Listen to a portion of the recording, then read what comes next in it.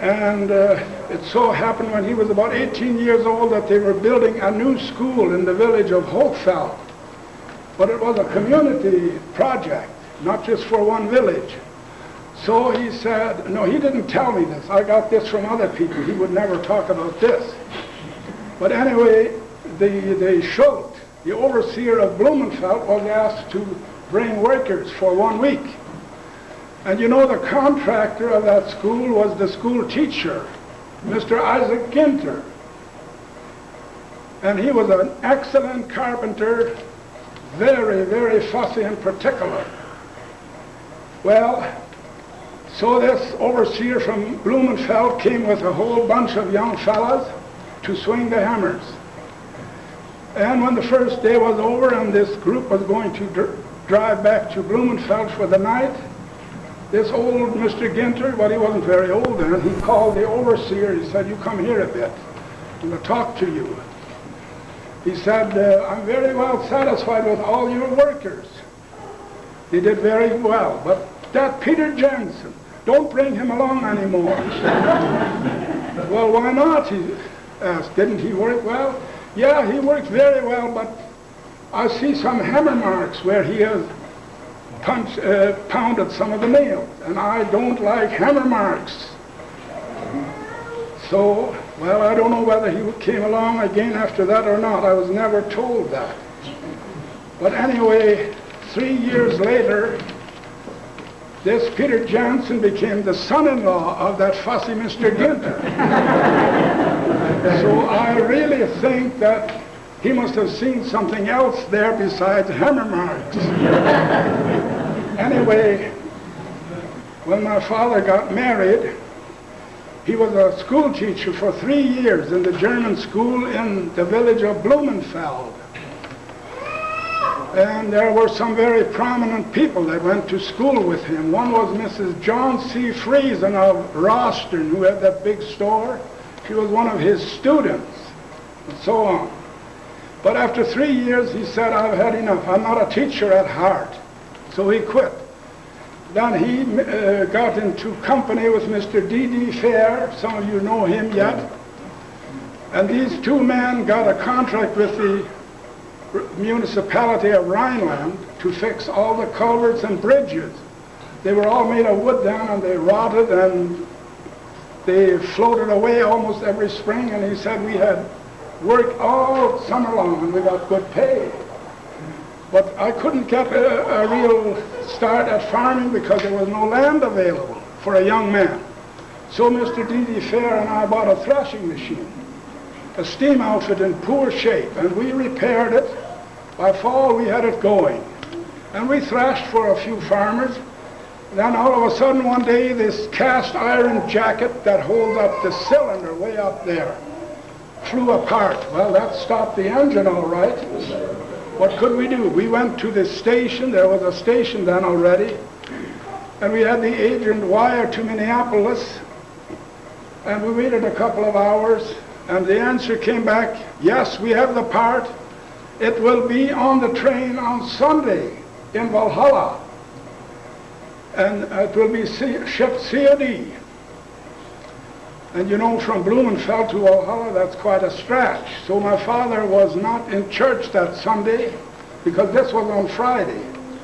So Sunday morning early, he went to Valhalla with a buggy and his 2 horses, fed the horses, and at noon the train came, and there was this piece of, well, today we would call it junk, but then it wasn't. It cost $176.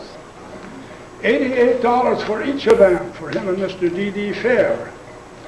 Well, he said, I traveled home then and went to bed, and Monday morning, as soon as it was daybreak, Mr. D.D. Fair and I were at the machine, and by Phosphor time we were thrashing. So we were hard workers in those days. Well, so much for that. Well, when my father got married and moved to Saskatchewan, some of the people here and out there have asked me, how come he went to Saskatchewan when all of his brothers and sisters stayed here? Well, the answer is very simple. The Ginters Mr. Isaac Ginter, his father-in-law, went visiting to some of those first settlers. They were related to him. And he decided, well, I'll move there too, because my son-in-law cannot buy land around Blumenfeld. So he came back and sold his holdings here in Hochfeld. I think he had a whole amount of money after he sold everything, $7,900. A big farm, everything. And so in the year 1905, my parents and my grandparents moved to Saskatchewan. And you know, on that farm that my grandfather bought, there was no barn on there, just a little shack. So they were building a big barn. My grandfather, my father, and two of my uncles, Isaac Ginter and Jacob Ginter, they were 17, 18 years old. They built that barn in the month of January and February of 1906. And it was so mild, they worked without gloves and jackets those 2 months. And they decided, Saskatchewan, that's another California. But they had another gas coming, and it didn't take long either. My father eventually moved to the village of Mayonlage, and that's where the last 5 of our children or of my siblings were born. My brother Isaac was first, and then Jacob, and then I, and then John, who died last winter, and then Susan, Mrs. Friesen. We were all born in the village of Mayonlage. And my father was the village overseer, the Dorfschuld, quite a number of times. He was also one of the first on the school board when the English school system came in. The Pembroke School was built, and you had to have a board of trustees. And my father was one of the first that did that. And you know, wherever I went when I grew up, I heard people talking about Peter P. And it made me a little proud to be his son. And then when I started farming after my good wife and I got married in 1940, all of a sudden I found out that if you want to farm, you have to have money first. You don't make money first. You have to spend first. So I went to the bank, and the bank had been moved from Hague to Rostern. And the banker in Rostern was a Mr. Fleury, a Frenchman, and he did not like Mennonites because of we didn't want to go into that war business. And so when I came in there, I filled out my application for a loan, and he looked it over. He said, Abe, you do not have very much to your name. How can I borrow you money? You need a co-signer. What's ne Berg haben? Well, I was not very fussy about that. I didn't want that. I didn't want to sign for somebody else. How could I ask them to sign for me? So I said, well, maybe then we'll just have to leave it. And then he said, well, from which Jansons are you?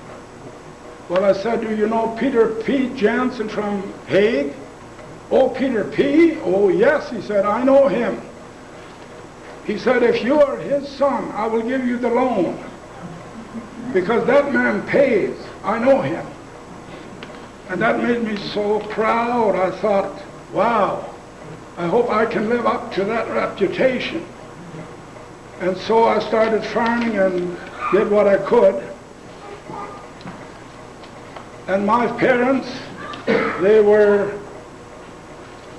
got married in this building here on July 2nd, 1999. They were both baptized in this building, I believe a year sooner than that. And then there was a Mr. Peter Harms who married them. He was the minister. And so on. But anyway, when my father died in 1962, I thought, my father will never be forgotten, not in this society around Hague. Peter P., everybody knew him. And you know, 5 years later, I met a man and he asked me about my genealogy, and I said, I'm the son of Peter P. What do you mean, Peter P? Well, I said, everybody knows Peter P. Jensen. He said, I've never heard of him.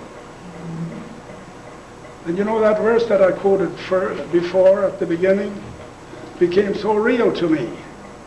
And now when I walk in Hague on the street, nobody has ever heard of Peter P. Jensen. There are maybe 3 men in Hague that would remember him. That's how quickly you and I fade away from the scene of this life.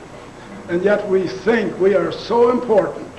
But when we are gone, we are like a flower. We vanish. Thank you.